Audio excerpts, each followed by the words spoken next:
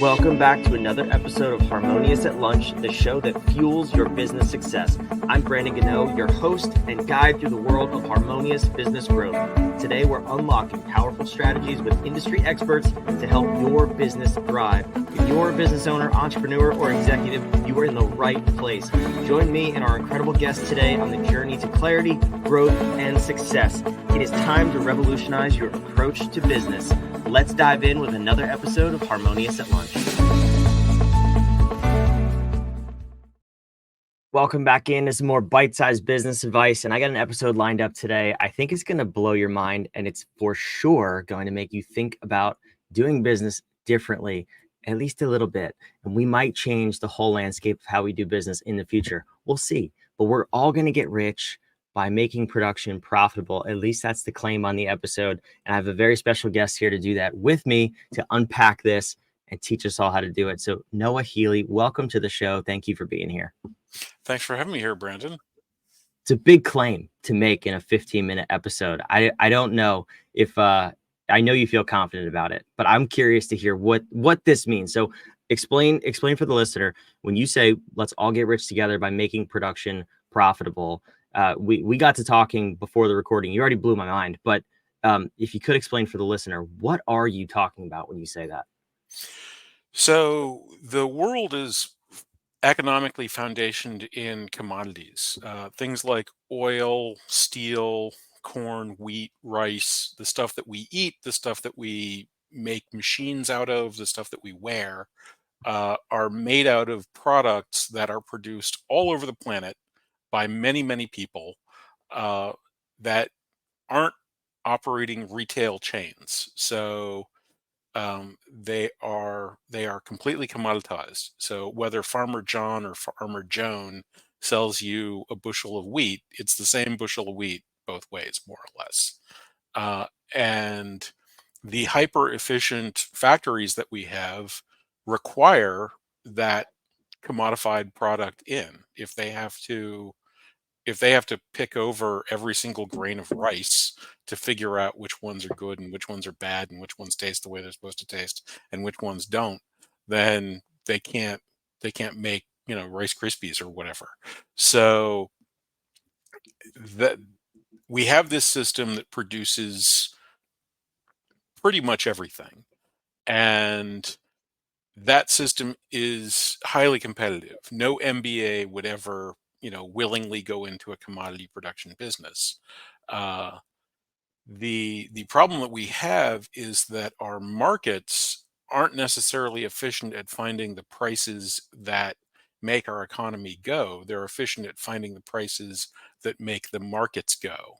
And what computers have done is allowed a split. The markets have essentially bifurcated, and they create effectively one market for the producers, which offers relatively low prices, and one market for the consumers, which offers relatively high prices.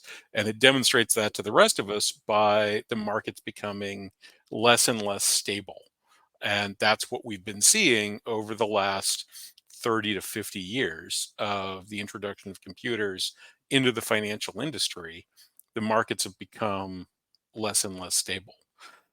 The thing is, computers have also been driving extraordinary innovations in productivity.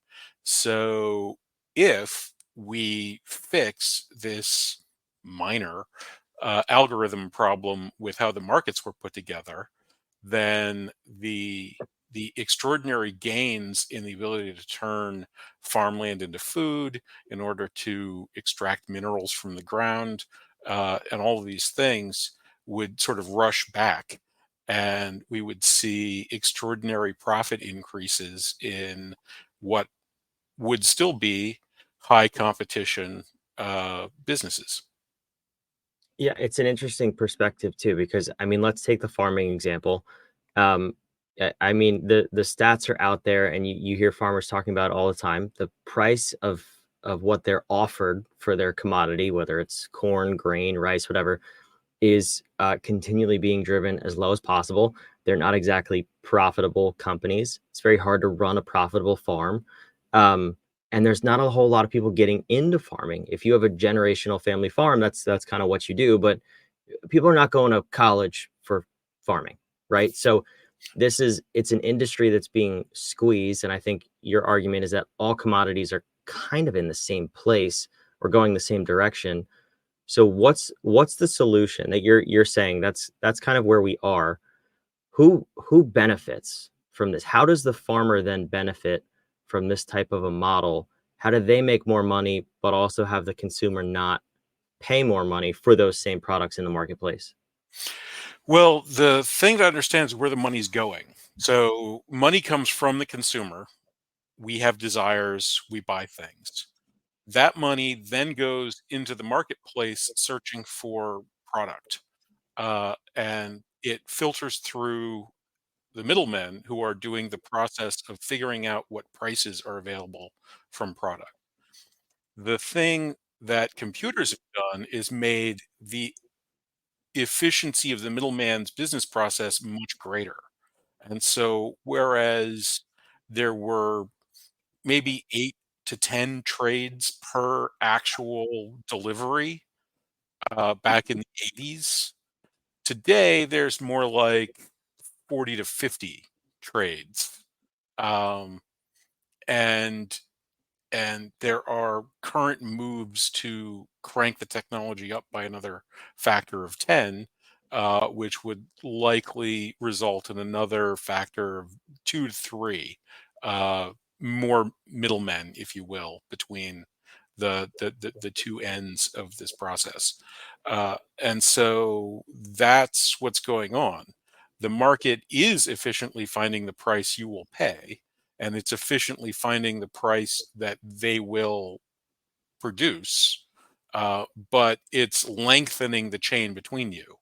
So if you think about this, the amount of money we currently pay for stuff is the amount of money we're willing to pay for the amount of stuff that we're currently getting. Because if it wasn't, we wouldn't be doing it. So if we make that middle section much more efficient, then that same amount of money will produce even more money at the delivery end. Now, let's think about the delivery end of things. You're operating in a low margin business. So you said it's very hard to make farms profitable. Let's say your farm's operating at a 10% annual profit. And let's say we squeeze out some of this, mess, and we add 2% to your revenue. What does this do to your lifestyle? Well, profit is revenue minus cost. I add 2% to your revenue. I didn't change your costs. Your profit's now effectively 12%. You just have a 20% bump in your lifestyle. So, because these things are low margin businesses, because they're so massive, even relatively small efficiency squeezes turn into life transformational changes in the way that these businesses operate. And those numbers like 10 and 2, um, the so government figures the average wheat farm in the United States is operating with something like a 14% profit. And most farms aren't average. Lots of them are operating, a lot closer to the knuckle than that. Average transactional costs through the marketplace, again in the United States, is 16%. So more than half of the potential profits are being chewed up in just making the sale. It's even worse than retail, basically. Uh, if we cut that just in half and we add 8 percentage points to the other end of things, um, that would be a more than 50% improvement in those farms' profitabilities. And for the ones that are close to the knuckle, it's better. If you're operating a struggling farm with like a 4% profit margin and you add 8% to that, then you've just tripled the profitability of that farm. So it's not necessarily that we're making production more efficient because basically what you're saying is everything stays the same. We just need to trim off a little fat from the middle section where money exchanges hands for goods. Absolutely, yes. Yeah, we effectively already made production more efficient. Farms, for example, are something like 10x as productive per acre as they were when I was a child. Uh, and that's not uncommon across many, many fields. The productivity that computers have offered to virtually every field of human endeavor is amazing. The problem is that in a sales environment, like the markets, the salesmen are enjoying a larger advantage than their customers are, and so they're just taking the profits that the customers are generating for themselves. Yeah, I mean, what pops into my head is like wholesaling in real estate, because basically you can go to a farmer and say, "I'll buy your corn for." I'm making these numbers up. You can obviously tell I know nothing about farming, so disclaimer. I'll buy your corn for $1 per pound, and then that same person will go to the grocery store or their local grocery distributor and say, "I'll sell you this for $3 a pound." And then next week they say 4 and 5 and 6, and they push the limits, and the farmer's still getting paid one. So are you arguing also that, I mean, is this a way to connect the producer to the consumer? Are we kicking out the middleman entirely, or are we just saying you've gone too far, you need to take a step back? So what we're really doing is re-engineering what the middleman's actual purpose is. So the middlemen aren't really performing that finding a buyer, finding a seller task from your model, because the to some extent the grocery store and the farmer both know that the markets exist and they're both coming to the same marketplace. What the middleman is doing is working out the price negotiation between those two sides, and that is itself a pretty valuable, product. Otherwise, the grocery store might be just telling the farmer is apparently willing to take $1 a pound in your example. So what if the grocery store that can sell for 7, 8, $9 a pound just says, I'll give you $1. Farmer goes away, he's busy, he doesn't know what's going on, and the grocery store pockets all the profits themselves. Um, and so that would be another case where things wouldn't really be profitable. So finding a way to bring the sides together is what the value proposition of markets are. Unfortunately, the way that the sides were brought together in the existing marketplace is by everybody being aware of everything that's going on. And so when somebody tries to create a split in the deal, people can see that that's happening, and they're like, whoa, whoa, whoa, I'm not going to take the bad end of this bad deal that you've created. I want the deal that everybody's getting. Unfortunately, what computers did was increase the volume of trade so much that everybody can't be aware of what's going on anymore. Only people that invest in very expensive, very low latency, very high bandwidth server farms can know what's going on. And so what they do is they're just like, hey, everything's scary. Why don't you just take $1? I mean, that's what the market looks like. And, the set whenever you blink, it's like, oh, right. Yeah, this is the real marketplace over here. Like this is just what we're showing you while your eyes are open and looking at it. And then the same thing happens when the grocery store comes in. They're like, "Ooh, man, it's hard to get this stuff. I guess it's going to have to be 5." And they can't see what else is going on. There's nothing there for them. So what my system does is it creates a market in information that then guides a market in delivery. And so what happens as a result of that is the middlemen that have this expertise that are looking at weather charts and satellite images and polling people to figure out whether or not they're going to keep eating cereal and whatever. to figure out where prices are heading and try to keep track of it.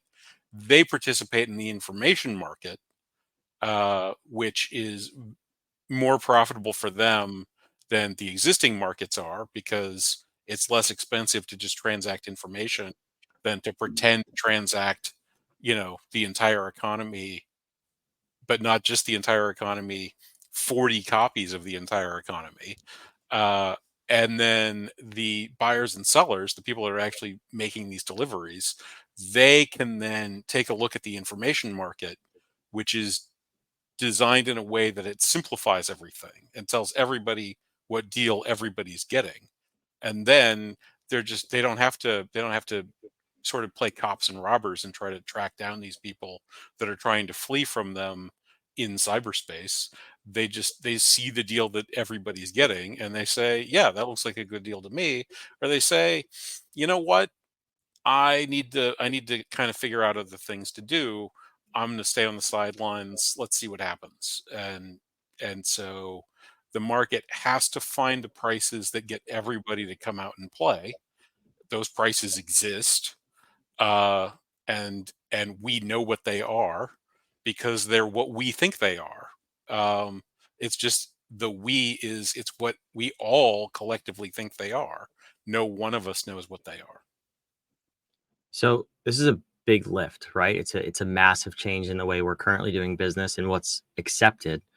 So how does this get adopted? That's the real question. I would assume it's got to be widespread mass adoption to some degree to really make it effective. Like what's your plan for that, the implementation phase? So it can start with seeds, and there are four different people right now that are trying to plant some seeds and get markets rolling. The marketplace does not require widespread or mass adoption, but it does need enough participants to actually play the game. So several dozen, 50 is sort of my go-to number of a practical minimum of buyers and sellers in total that are interested in making trades. Uh, but once that happens, it snowballs very rapidly. The existing market systems began in the coffee houses of northern Italy and took over the world pretty much by itself. Um, the northern Italian city states were able to take over the economy of the Mediterranean without firing a shot, and and then the technology was adopted in Amsterdam and in other places in Northern Europe, who were then able to, uh, for a variety of historical reasons, become the new economic center of power. So once somebody gets an example off the ground, that gathers its own momentum because the people that are using the system make a lot more money than the people that aren't using the system. And given the choice between making a lot more money and not making a lot more money, humans usually prefer the former. Makes complete sense. I think that's pretty in line with human nature for not doing anything extra or illegal or unethical. Um, yeah, I mean that's really interesting. When you say 50, are you saying 50 within the same industry, so like within the steel industry, farming industry, or is it just 50 total people? So 50 within the same product. Okay. So something like the farming industry has, dozens Yep, and dozens dozens of of products. Yeah, modified products. Even steel has different grades. So you need sort of a representative sample of buyers and sellers to make it work for them to be able to aggregate together and negotiate. What the data information market is about is a bilateral collective bargaining position. So if if there's not enough people to sort of make a collective, there's not really any point. You and I can make an agreement using my technology, but we can also just make an agreement personally. The existing market is based on scaling out those personal agreements by just doing them very, very, very quickly. on the order of millions of times per second, which obviously we can't do because we can't physiologically make decisions that quickly. Um, my system scales it out in a completely different way that is compatible with human physiology. Hmm. Yeah, it's really interesting.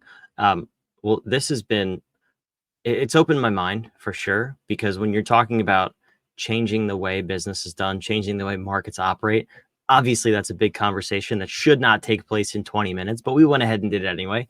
But there's a phase two, obviously. We have to talk about it, and then we have to test it, implement it, and then it needs to be adopted and scaled, just like everything you said from Northern Italy needs to take place again. So you have an interesting challenge in front of you, though. So I'm going to put a website on the screen. Tell me a little bit about what you have going on as far as your next step and your ask for the listener. Sure. Well, so one of the things I'm doing is attempting to patent the technology in order to be able to attract the funding to actually launch. The people that are launching right now are doing so under the auspices of the open source license that exists for the entire planet. Um, and the patent office, so I applied for the full patent application in 2016. They said yes in 2019, and then they ignored that yes. When we asked them about it, they told us that they hadn't figured out why they weren't doing it yet, but they would get back to us. And they got back to us with the claim that this technology wasn't an improvement on existing marketplaces. Um, there's some fairly well known mathematical papers describing algorithmic improvement, some of which are hosted by the federal government itself. So we pointed to those and pointed to how this system reduces the amount of time and energy and data that the systems need to process. And that pretty conclusively uh, destroyed that counter argument.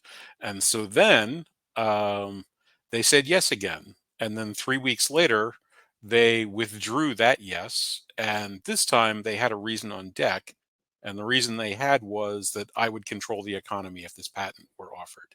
Now, in addition to what we talked about earlier, we're also in communication with the people that we're allowed to talk to at the patent office. And they said that they understand that this is total nonsense, but that they're under orders from people and they don't agree with those people, but they also don't understand those people. And so this claim that I would control the economy is they said it's the best they could do of describing what the people that they're under orders from are saying, and that we can't we couldn't do the same thing again. My lawyers and I can't, point out that this is nonsense and have them reverse their decision, because this isn't their decision anymore. It's out of their hands. So we applied for an appeal, going to the patent board. Last year, that appeal was scheduled to be heard next year. So July of 2025 is when the appeal is set to be heard. Um, I feel pretty good. They have no legal or logical basis upon which to stand, uh, but I don't know what's going to happen. And so, in the interim, on somebody's suggestion, I started a petition on change.org for people that would like to support the existence of better marketplaces and a functioning economy. Yeah, it's crazy. It's welcome to America. That's the government. That's about all I can say about that situation. Really unfortunate, but I hope that goes well for you and people see the truth at least. And that's, yeah, no more needs to be said before I get canceled and taken off the internet. But anyway, Noah, thank you for being here. It's the website there to the patent, to the petition is on the screen. It's in the show notes down below, wherever you're watching or listening. But Noah, this was an awesome episode. Thanks for coming by and explaining your solution to change the world. Really cool. For those of you watching and listening, wherever you are, make sure you subscribe. We want to keep bringing these episodes to you 5 days a week so we can help you think differently about your business, about today, the world, and the economic markets. and help you grow your business one little bit at a time. We'll see you on tomorrow's episode of Harmonious at Lunch. Thanks for being here.